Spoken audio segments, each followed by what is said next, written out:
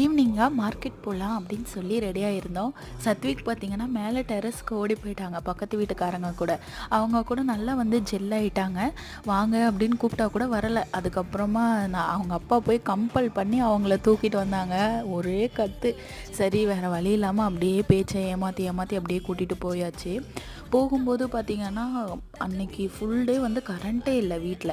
ஏதோ wire work பண்ணிகிட்டு இருந்தாங்க பக்கத்தில் ஃபுல்லாக.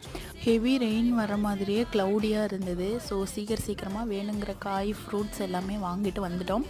தென் கொஞ்சம் லைட்டாக பசியாக இருக்கும். ஹஸ்பண்ட் ஏதாவது வாங்கி தரட்டுமா, உனக்கு வேணுமான்னு கேட்டாங்க. அவங்க கேட்கல அப்படின்னாலுமே நான் வாங்கித்தாங்க அப்படின்னு நான் சொல்லியிருப்பேன். ஸோ அங்கே போயிட்டு ஆளுக்கு ஒன்று வெஜ் ரோல் சாப்பிட்டுட்டு ஒரு பிஸ்கட், டீ கடையிலலாம் பார்த்திங்கன்னா ஒரு பிஸ்கட் இருக்கும் இல்லையா, அந்த பிஸ்கட்லாம் எனக்கு ரொம்ப ரொம்ப பிடிக்கும். அது எனக்கு ஒன்று வாங்கி கொடுங்க அப்படின்னு கேட்டிருந்தேன். அதுவும் வாங்கி கொடுத்துருந்தாங்க. அதுக்கப்புறமா சாப்பிட்டுட்டு பால் வாங்கிட்டு வந்தாச்சு.